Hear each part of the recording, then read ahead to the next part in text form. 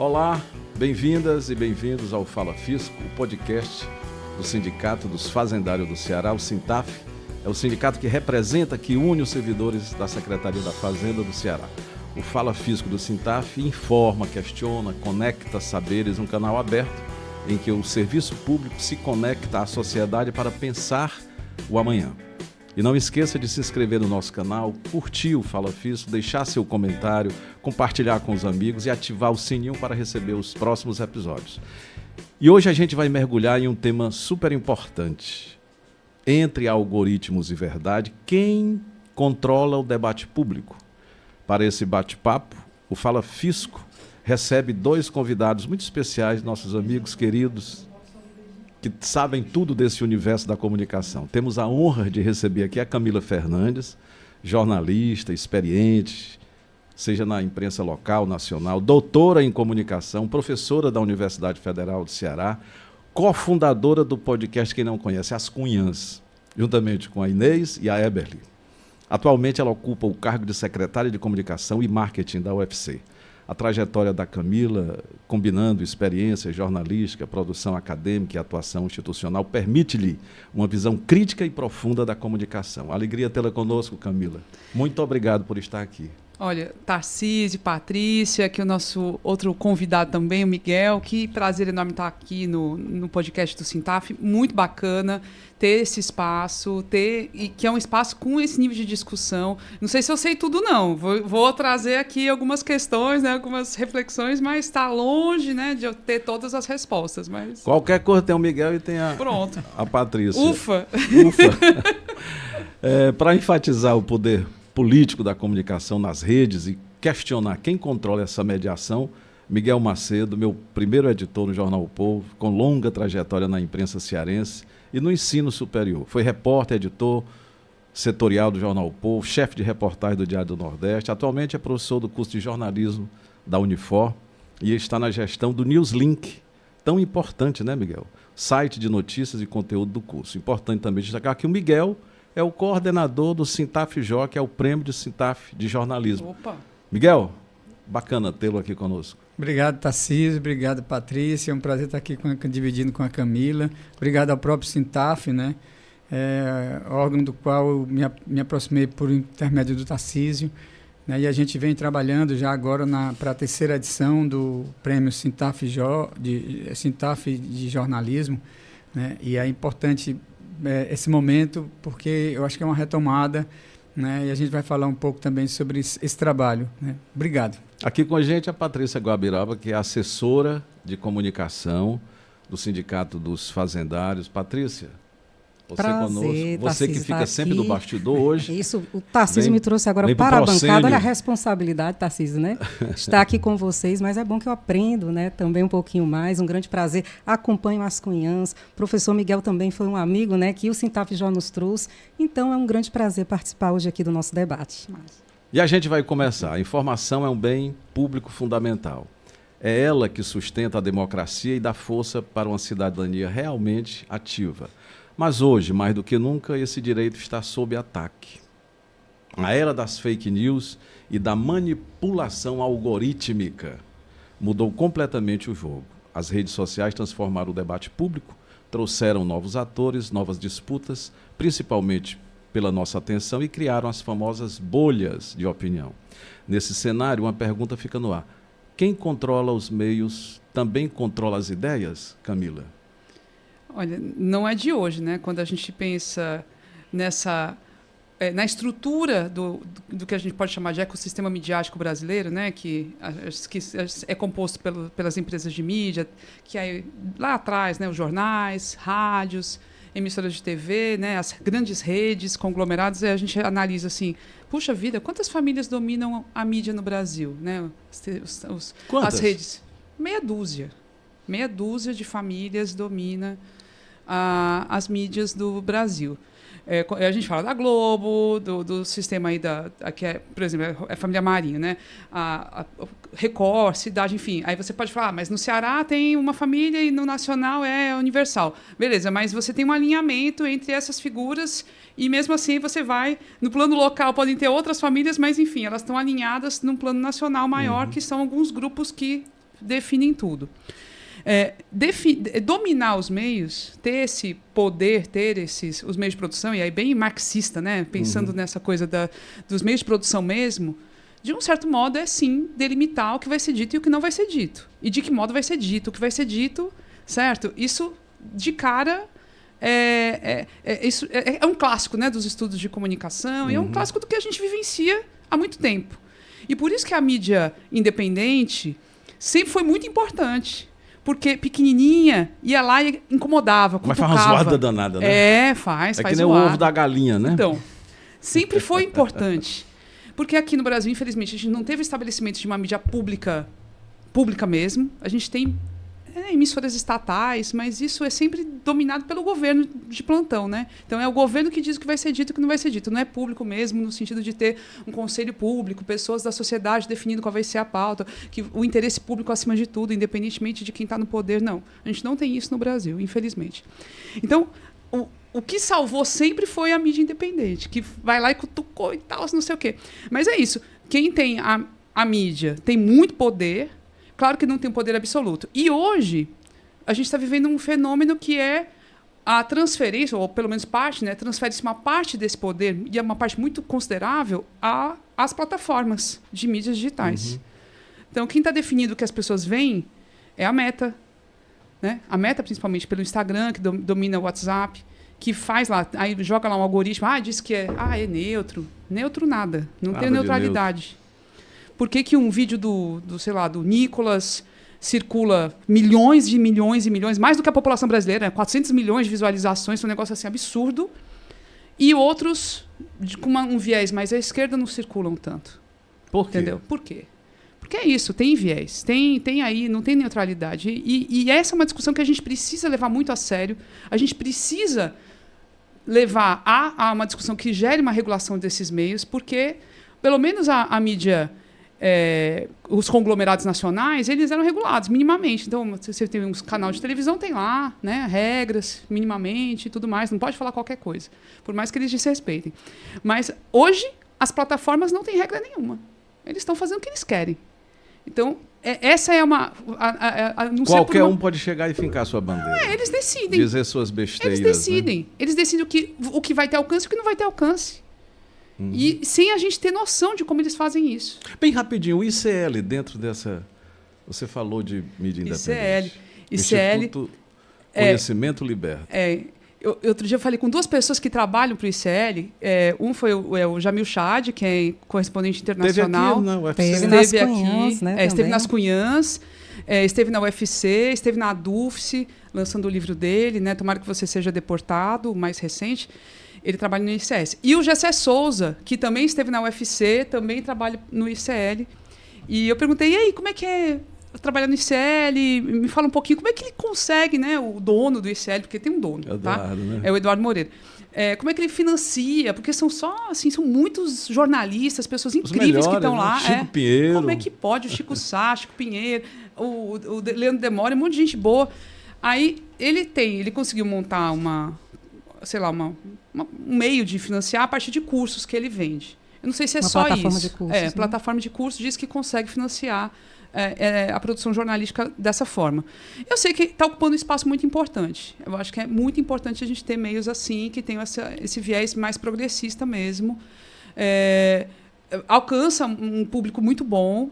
Acho que poderia ser mais, né? E a gente tem as limitações mesmo, que é isso. Os algoritmos, essas plataformas limitam o mesmo alcance, não tem jeito. E é uma disputa muito injusta, muito ingrata. Mas acho que cumpre um papel bem importante mesmo. Gosto. Se tu me permitir, eu gostaria só de voltar à pergunta que você fez inicialmente, no caso para a Camila, né, sobre a questão de quem são os meios de comunicação, né? Quem são essas famílias, os conglomerados. Na verdade, são 8 famílias que dominam o mercado nacional. Mas o que mais me preocupa, na verdade, é o discurso único das agências de notícias internacionais. Que são... Discurso único? São no máximo 8 agências de notícias internacionais, que essas agências são elas que ditam o que o jornal A Verdade, lá de Baturité, vai ler, você receber um material da agência. Ou um jornal do Crato, ou um jornal de Fortaleza, do Acre, de Belo Horizonte, não importa. Sabe? Então, assim, a informação que chega aqui é do Ocidente. Então, a informação que chega é do capital, a informação que chega é dos interesses, tá certo? Desse lado da sociedade, do planeta. Quem vê do outro lado? Por exemplo, agora mesmo a gente ainda está nos resquícios da maior crueldade das últimas décadas, que foi esse genocídio à população palestina, por parte lá de Israel, né? Pouco se falou, por exemplo, do ponto de vista de quem é palestino. É o Hamas. Não, a quantidade de crianças, de jovens, mulheres, pessoas que morreram lá. A história escrita pelos vencedores. Pelos vencedores. Mas só que Al Jazeera, por que não se ouve o noticiário da Al Jazeera? Entendeu? Então, assim, não faz parte do universo, do fragmento da informação ao outro lado. Que é o ponto básico do jornalismo, é você ouvir o outro lado, sendo que hoje você não tem só o outro lado em questão, você tem outros lados que você merece ser ouvido diante de uma situação, de um fato, né? Então, assim, isso reverbera no Brasil, né? E quando, por exemplo, a Camila fala da questão das novas plataformas, que a Patrícia citou, elas também acompanham essa mesma máxima. Por mais que se tente furar algumas bolhas, e a gente consegue furar isso, principalmente quando você falou de imprensa, você disse alternativa. Eu chamo coletivo. São hoje os coletivos que hoje funcionam. Olha, a quantidade de coletivos hoje no Brasil com formação de composição de jornalistas profissionais é fabuloso no Brasil e ninguém fala.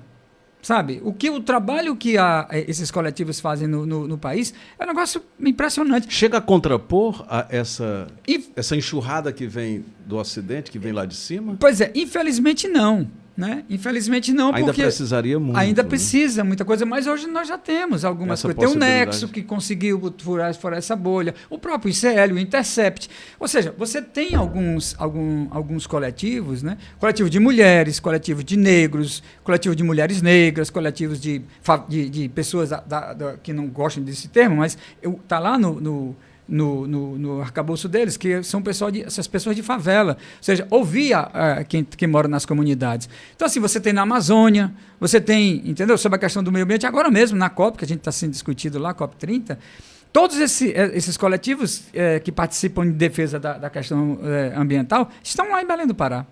Mas você não ouve falar muito pouco quando houve a crítica, tá certo? O posicionamento do governo Lula diante de causas ambientais que, convenhamos, tem alguns momentos em que a política governamental do governo Lula em relação à questão ambiental deixa muito a desejar.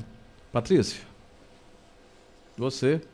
Sim, eu estava aqui lembrando que essa semana, né, o curso de jornalismo da UFC teve lá uma solenidade dos 60 anos de jornalismo, né? E a gente falando, né, discutindo o papel do jornalista nessa discussão, né, no combate às fake news. E eu vendo aqui um pouco, Tarcísio, sobre esse debate da regulamentação da desinformação e das plataformas digitais, então vem ganhando força, né, apesar das resistências, essa questão da responsabilidade das plataformas, né, da transparência algorítmica e também da regulação da IA generativa, né, toda essa parte das fake news.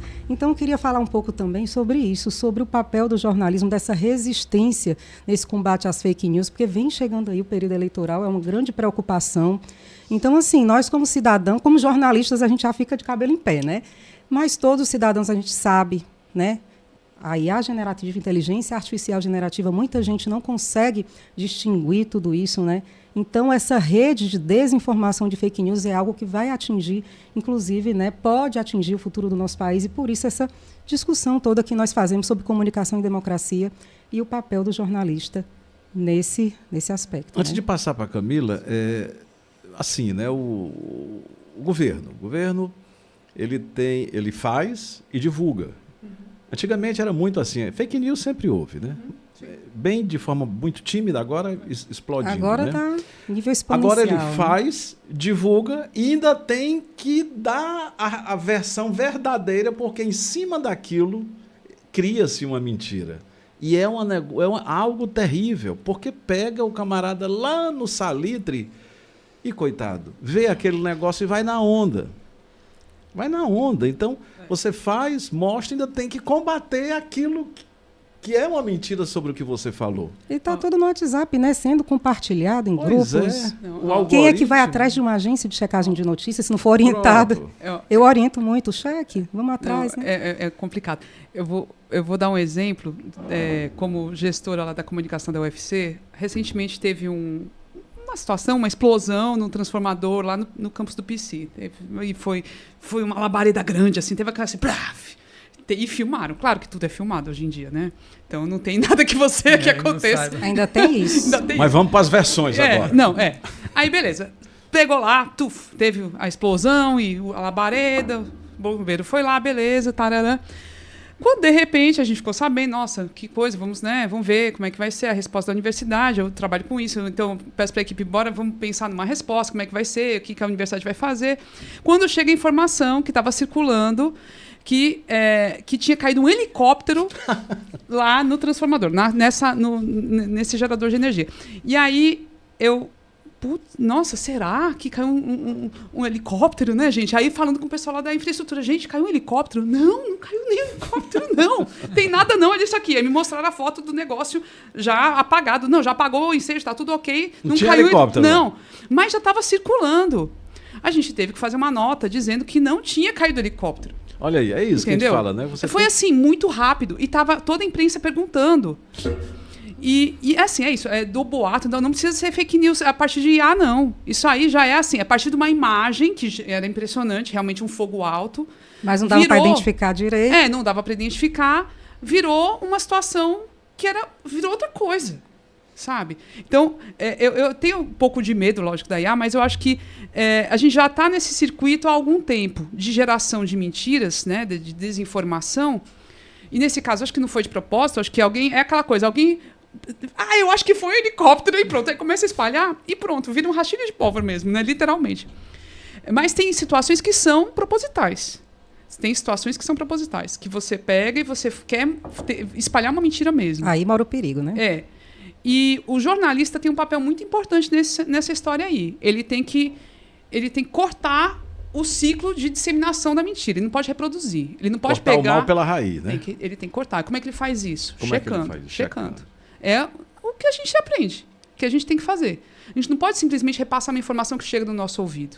A gente tem que checar. Checar com outras pessoas, checar com documentos, checar com alguma coisa que minimamente dê uma pista muito mais forte de que aquilo é uma verdade. Sabe? A gente não tem o direito de ser irresponsável. Só que é aquilo, a pressão do tempo, a pressão de... tá todo mundo dando, eu vou dar também. Outro dia, foi mais um exemplo. Eu vi um vídeo num perfil de Instagram de um jornal aqui do Ceará, não vou mencionar qual, que mostrava o João Pedro Stedley chegando no aeroporto de Fortaleza e sendo vaiado, um bando de gente lá gritando, vai para Cuba, vai para Cuba. E eu, gente... Nossa, será que isso aconteceu agora? Que coisa, né? Está tão assim. E dizendo que tinha acontecido no último sábado. Era assim, tinha saído publicação, sei lá, no domingo, ontem, sábado, o líder do MST, João Pedro Stedley, ele foi hostilizado no aeroporto de Fortaleza com sua esposa ao chegar no aeroporto. Eu falei, gente, que coisa esquisita. Aí eu fui pesquisar. Eu achei estranho. Porque eu achei que está fora do tempo isso. Não está acontecendo isso agora, né? Qual seria o motivo? Ele nem está tão assim à frente do MST, assim, você não vê muito falar do João Pedro Stedley. Essa história tinha acontecido em 2015. 2015. Então, era um vídeo verdadeiro de algo que tinha acontecido em 2015, alguém resgatou. Começou a compartilhar. Começou a compartilhar. O perfil do jornal simplesmente replicou, pegou e botou lá a logo do jornal e replicou, botou a legenda. Inclusive, a esposa, que foi dita como esposa, não era esposa, era uma professora aqui da UFC, inclusive, que estava recepcionando o João Pedro Stedley naquela situação, naquele aeroporto. Então, assim, estava toda errada a notícia. Estava 100% errada. Aí eu fiz um comentário, falei, gente, isso aconteceu em 2015. Isso no comentário no perfil, na publicação do jornal. Como é que vocês não checaram, não? Aí o jornal me respondeu, tá todo mundo publicando. Viralizou, né? Agora tem isso, né? Aí, não, mas isso, não, o jornalismo não pode cair nisso. Não pode cair. Não pode, a gente tem que ser referência. Isso descredibiliza totalmente o veículo de comunicação. Isso acaba com o nome, você vai falar, pode jogar no lixo isso aí, não serve pra nada. Pra ficar vendo viral, eu vejo... de qualquer um. Eu quero saber, eu quero ter uma referência, eu quero entrar num perfil do jornal e saber o que é verdade. Se fulano morreu ou não, eu preciso saber disso. Eu quero ter uma referência. Ainda tem esses que o pessoal mata, né? Demais, só que mata. Por falar nisso, mataram o Raimundo do Queijo um dia desse. Foi um vereador. O legal foi ele aqui com o celular, estão me dizendo aqui, o vereador que eu falei que morreu, não morreu, ele está aqui. Foi. Miguel, como é que é levar isso da verdade do jornalismo, isso da checagem, sabe, para dar credibilidade ao veículo? Como é que você traduz isso para os seus alunos? Olha, a primeira coisa que eu gostaria de compartilhar na mesa e com todo mundo é que eu também concordo com alguns pesquisadores da comunicação que eles acham que essa expressão fake news é muito contraditória. Né? Até porque é o seguinte, não existe, né, a notícia por definição ela é verdadeira. Notícia é verdadeira. Então, se há algo que não é verdade, entendeu? Então, assim, ela passa a caracterizar algo falso, ela não é uma notícia. Então, assim, esse fake news, eu particularmente não gosto de usar também. Né? Eu conversava muito com o Demetrio Túlio, né, que é nosso colega, jornalista do jornal O Povo, e o Demetrio também disse, rapaz, Miguel, eu concordo também. Porque porque o que é fake news? Se é uma notícia mentirosa... Não é notícia. Não é notícia. É como o amor, né? O amor verdadeiro não existe. Na essência, não é. Para ser amor, ele é verdadeiro. E a gente tenta, Tarcísio, deixar bem claro pela experiência que a gente tem. Outro dia eu participei agora de um programa de um curso do Sindicato dos Jornalistas, né? E eu fiquei encarregado de falar sobre o impacto da reportagem.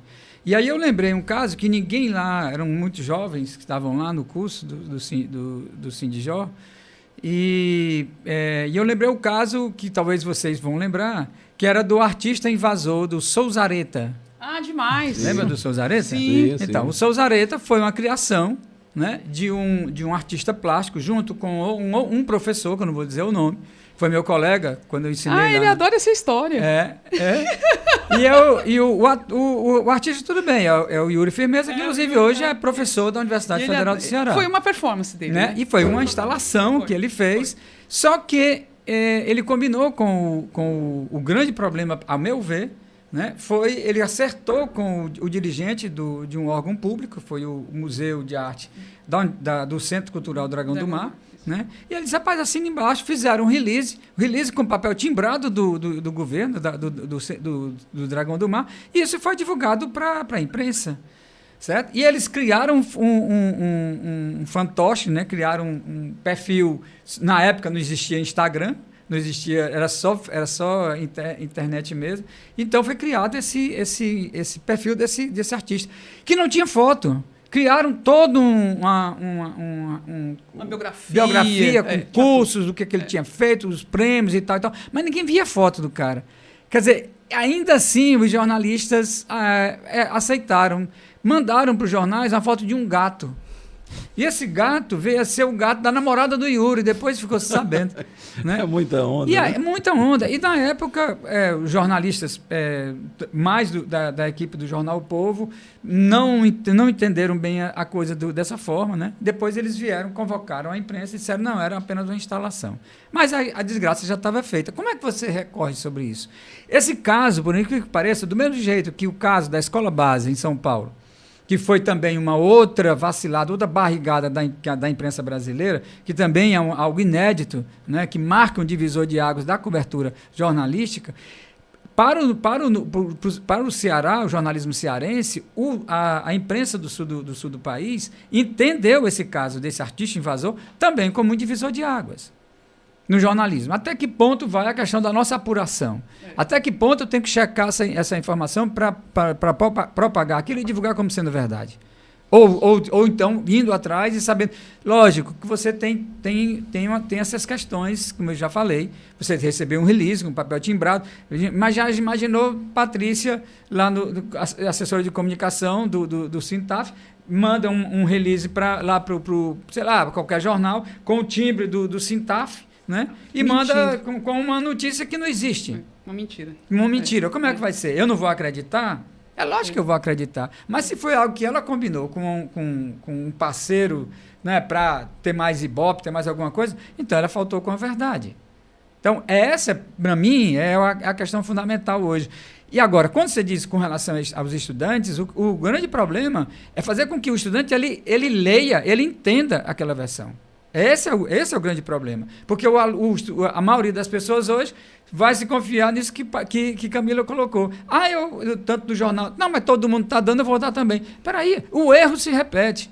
Por exemplo, a gente recebe muito release de instituições para a gente trabalhar matérias. A primeira coisa que eu faço é colocar no Google uma pesquisa e coloco 3 palavras-chave, e aí eu vejo em quantos canais, em quantos blogs e sites aquela informação foi dada. E eu entro para ver. Todas elas repetem a mesma coisa do release. Então, não é de espantar isso que Camila está colocando, que, olha, gente, essa questão do STED foi em 2015. Não, mas está todo mundo dando. Então, como é que a gente vai regular isso? Se a gente não tem a regulação por conta da questão oficial do governo e do parlamento brasileiro, quando você falava, Patrícia, com relação à questão tem aí a PL da fake news, que está entalada lá, passou no Senado e está entalada na Câmara Federal. Até quando? Desde 2023, gente, o país vem discutindo, vem se arrastando. Isso não vai se resolver. E aí, como a sua preocupação de, no próximo ano agora teremos eleição. E vai continuar a mesma coisa, por mais que haja intenção do Supremo Tribunal Federal, do Tribunal Regional, do TSE, Tribunal Superior Eleitoral. Que vem levantando essas questões. Levantando essas questões, mas nós vamos entrar o ano, sabe, com as candidaturas, com políticos, colocando inverdades, colocando mentiras, e a população que se lixe. Essa vai ser, o leitor, o telespectador, a audiência, ela vai tender a quem? Quando Camila fala, aquele rapaz lá que é deputado lá de Minas, que teve mais likes do que a população brasileira, isso é um absurdo. É um absurdo a gente imaginar isso hoje no país. Uhum. E apesar de algumas pesquisas já apontarem que mais 55% da nossa população, né, já vem aceitando uma certa regulamentação, porque vê os estragos ainda, né? Mas aí eu vim passar aqui uma pergunta também para a professora Camila, né? Nesse cenário que nós estamos, muito se confunde, né, a liberdade de expressão, né, com uma possível ameaça à liberdade, essa questão da regulação das mídias. As pessoas precisam compreender essa diferença, né? Eu queria que vocês falassem um pouquinho sobre isso também. Eu acho que é só esquecer essa dualidade do virtual para o real, mundo real, né? A gente pensar que o virtual é uma extensão da nossa vivência. A gente vive muito, né? Uma boa parte da nossa vida a gente está nas telas e está vivendo, e está consumindo, e pensar assim, tá dentro das regras, por exemplo, ficar divulgando ações que favoreçam a pedofilia. Isso assim, eu posso fazer crime, isso? Né? Não pode. Isso é crime, né? Então nas redes também não pode. Eu posso ficar aplicando golpe nos outros? Não posso, não pode, né? Pro telefone, e nas redes também não pode. Assim, eu acho que essa compreensão já começa de cara, assim, deixa mais fácil de entender que não se trata de censura, se trata de coibir crimes. Entre os crimes estão, por exemplo, racismo. Você não pode ficar espalhando nenhum tipo de mensagem racista pelas redes sociais também. Não é só porque você está por trás assim do seu celular que você pode fazer isso. Você não está autorizado a fazer isso. Ninguém está autorizado a fazer isso. Homofobia, todo tipo, Capacitismo, né? Capacitismo. Tem tanta coisa que acontece. E o ódio, de um modo geral. O ódio, aqui no Brasil, às vezes, a gente acha que a gente está isento dessa coisa de xenofobia. Não está, não. Basta chegar na eleição, você vê aquela chuva de xenofobia que tem contra o Nordeste, né? Por parte do Sudeste. É demais. É demais. Camila, você enxerga o podcast como uma forma de resgatar a escuta crítica e aprofundar o debate público. Como está sendo a sua experiência em As Cunhãs? Eu não sei se eu dou tanta importância assim, só para o podcast de um modo assim, isolado, sabe? Porque eu acho que é isso. Você tem várias formas de estar produzindo conteúdos e de estar fazendo chegar às pessoas, e eu acho que o podcast é uma dessas formas, né? Eu sou muito fã, adoro, escuto outros podcasts, tenho os meus favoritos, que eu tô toda semana assim, Você vai seguir a nós agora aqui. Vou seguir o Fala Fisco podcast, vou seguir. E eu acho que é muito gostoso você tá no trânsito, você tá na academia, você tá lavando louça, você tá cozinhando, você tá ali ouvindo e tá conversando com a pessoa que tá falando. Eu acho isso maravilhoso, adoro. E, de fato, você tem assim, um conteúdo que é muito diferenciado. Tem alguns podcasts que agregam um valor assim enorme. São livros bons, né? São livros bons. Livros bons de ouvir. Então, infelizmente, quando a gente abre a TV, eu gosto muito de consumir, especialmente a Globo News. Olha aí, né? Totalmente. Mas é porque, enfim, eu acho que tem ali uma gama de comentaristas que tem uns que eu discordo, tem uns que eu não concordo, enfim, acho que é interessante a forma como eles discutem. Mas não chega nem aos pés do que fazem alguns podcasts, sabe? Então, fica, às vezes, numa discussão meio... Por exemplo, na área econômica, é um negócio assim... Você fala, ai, meu Deus, chega a dar um arrepio. Na política, também, muitas vezes, é difícil. Você fica assim, ai, meu Deus. Outro dia, o Lula falou que... Ele simplesmente falou que foi uma matança que aconteceu no Rio de Janeiro. Que tá certíssimo. O que foi aquilo? 121 mortos. Foi o quê? Foi uma coisa bonita, pra gente aplaudir? Foi uma operação de sucesso? Não foi uma matança. E todo mundo criticando, né? Porque o Lula não podia falar isso, porque agora a opinião pública é a favor desse tipo de operação, então ele vai se queimar. Gente, e o próprio Lula, aí em um podcast eu ouvi que o Lula respondeu, gente que foi falar com ele, presidente, o senhor tem que evitar esse tipo de fala. Aí o Lula respondeu assim, se a gente não for disputar a mentalidade, a mente das pessoas, quem é que vai fazer isso? Quem é que vai fazer isso? Se a gente não colocar isso em discussão, quem é que vai fazer? Eu achei fantástico. E assim, é o tipo de informação que os podcasts de política, né, de informação estão trazendo, né? Então eu gosto muito e eu torço para que essa mídia, que é uma mídia ouvida pelos jovens, ajude nessa construção de uma juventude crítica e interessada em saber o que está acontecendo no país, porque de fato eles não estão ligando mais à TV. 30 segundinhos sobre As Cunhãs, para eu passar Porque nós estamos terminando. Sim, ai meu Deus. É muito rápido, né, Miguel? Pelo amor de Deus. Né? A experiência das Cunhãs, que é divertidíssimo a gente acompanhar. Então, eu sei participar, então, está à informação, leveza, alegria, bom humor, né? A gente Tem nunca hora imaginou, que é ferino, né? A gente nunca imaginou que fosse chegar nesse nível assim de reconhecimento público. A gente começou muito, né, como hobby mesmo. E hoje a gente tem um lugar na discussão política do Ceará que eu acho que é muito bacana. A gente a gente trabalha bastante para continuar. Vocês pautam a outros meios?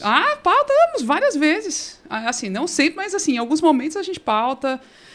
Temos sido muito procuradas por vários políticos que agora querem falar com a gente, mas temos que querem fugir também. Tem dos dois tipos.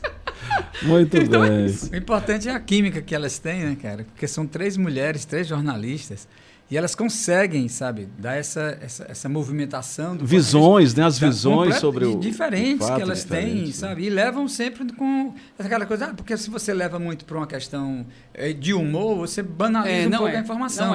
Não é.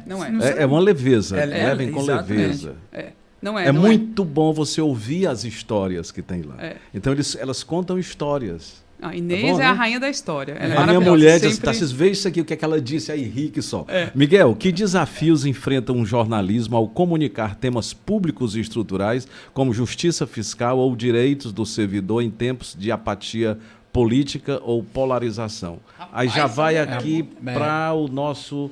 Sintaf-Jó. Afunilando aí essas pautas. Deixa eu dizer, eu vou ampliar um pouco, mas buscar objetividade. Quando a Patrícia fez essa última pergunta para a Camila agora, eu me lembrei da questão do CFJ, Conselho Federal de Jornalistas. Por que aqui nunca tivemos um Conselho Nacional de Jornalismo? Tão falado, entendeu? Né? Então... Por exemplo, os médicos têm um conselho, os advogados têm a OAB. Os farmacêuticos, a arquitetura tem. Por que o jornalista não tem também? Entendeu? Então, essa é uma questão que começa essa regulação, essa é uma questão que deveria ser discutida da base para cima e de cima para baixo. sabe, para chegar essa tua pergunta, que é muito ampla, e que eu acho que assim, a importância que eu vejo, por exemplo, de um sindicato, como a gente sempre fala, do Sindicato dos Fazendários do Ceará, sabe, ter o destemor, sabe, de criar um prêmio de jornalismo, tá certo? E trazer isso, rasgando na carne, muitas vezes. Discussões que normalmente ficam no campo do economês. Porque isso aí, a economia, ninguém vai entender. Como não entende a economia? Você está no bolso de todo mundo. Quem todo mundo vai ao supermercado, todo mundo faz compra, todo mundo, sabe? Até quem é estudante, quando você fala do estudante, o estudante também tem. Se é um ProUni que ele vai ter que pagar isso depois na universidade. Ele vai ter que dar o retorno dele. Então, assim, a própria sociedade, ela deveria... Eu estava ouvindo aquele advogado da UAB, né, há pouco, e eu achei importantíssima a colocação que ele fez, que os sindicatos devem partir para cima mesmo, sabe, de reivindicar, e a população também. Então, do ponto de vista do poder que nós, enquanto sociedade, temos, a gente deve reivindicar isso, e a imprensa também deve ir atrás. Nós, enquanto jornalistas, enquanto comunicadores, nós temos esse papel, que é importante demais, tá certo? Diante dessa configuração. E a importância do prêmio Sintaf-Jó de jornalismo, eu acho que... Em sua terceira edição. Na terceira edição, ampliado, né, envergando, tendo maior envergadura com relação à própria categoria, incluindo também os estudantes universitários. Eu acho isso é fundamental para uma realidade que a gente vive hoje. Num estado que relativamente pobre, no estado do Ceará, mas que tem uma pujança enorme, né, com palco de grandes projetos que a gente tem acompanhado, que são trazidos para o Ceará, e que eu acho que a sociedade também deveria acompanhar isso fiscalizar isso com mais proximidade. Dando um fôlego para você, Camila, professora Camila Fernandes, muito obrigado por sua participação no nosso podcast Fala Fisco. Palavras finais. Na verdade, a gente queria mais... Mas é isso, o tempo é o tempo. E brigadíssima, sim, assim... Fique sempre à vontade para me convidar, estou sempre à disposição, né, articulando com as agendas aí muito doidas, mas na medida do possível atendo, e fiquei muito feliz com a conversa, adorei. O Miguel é uma pessoa realmente que eu admiro, e eu acho que é isso, traz aspectos, conceitos, discussões que são muito relevantes, sabe? Então, acho que esse programa é curtinho, mas acho que o conteúdo foi bom. Bem rapidinho aqui sobre essas notícias. Sabe, vamos falar, fale para os seus alunos aqui, o que é que você diria para eles? Cuidado, como é que é? Qual lição você deixaria para eles, pela sua experiência? Sempre desconfie de tudo. Opa. Sempre desconfie de tudo. Seja desconfiado. Seja curioso e seja desconfiado. Miguel. Eu digo sempre o que eu digo em sala de aula, né? Eu aprendi isso com o Marcelo, que é o jornalista que morreu já, né? Que era do Jornal do Brasil, e ele dizia assim, olha, há 3 coisas que o jornalista deve fazer. A primeira é apurar, a segunda é apurar e a terceira é apurar. Olha aí. Entendeu? Então, assim, do mesmo jeito que assim, você fica desconfiando, mas se não houver a sua desconfiança e a sua apuração, sabe, dificulta mais a nossa realidade enquanto profissão. Obrigado, Camila. Obrigado, Miguel. Professora Camila. Professor Miguel. Patrícia. E aí, para finalizar, né? Já que não devemos falar de fake news, vamos então bater contra a desinformação, né? Que está na pauta do debate público, que tem a ver com saúde mental, com segurança da informação, com qualidade da nossa democracia, né? E assim, eu vou fazer também uma propagandazinha, claro, aqui no finalzinho do nosso Sintaf-Jó, o terceiro prêmio Sintaf de jornalismo, olha aí, Miguel, que vai discutir o presente e o futuro do fisco, construindo cidadania e justiça fiscal, que é um tema muito caro para os fazendários, né? E aí as inscrições vão até o dia 20 de fevereiro de 2026. Premiação deve acontecer no Congresso Estadual dos Fazendários em março. Então tem tempo, tem pauta boa para a gente desenvolver. Então vai ter premiação para 1º, 2º e 3º lugares nas categorias texto, áudio, vídeo e universitário. Então a premiação foi ampliada, são 40 mil em prêmios. Então eu convido vocês a... Então, entra lá no site do Sintaf, www.sintafce.org.br/Sintaf-Jó. Só pesquisa lá, vai aparecer tudo, né? E para finalizar também, Tarcísio, lembrando aqui, né, um dos temas aí pelas cunhãs, que veio o Jamil Chad, né? A desinformação é uma arma de poder e a gente precisa estar realmente muito atento, né, muito centrado nesses debates, participando, porque, de fato, vem aí, né, todo um contexto que nós precisaremos estar aí juntos e irmanados no combate à desinformação. Muito obrigado mais uma vez, Patrícia, professor Miguel, professora Camila, e a você também, que nos acompanha aqui no Fala Fisco, o podcast do Sindicato dos Fazendários. Muitíssimo obrigado. Se você gostou do episódio, curte, comenta, compartilha e ativa o sininho. Nos vemos logo mais. Até a próxima. Até mais.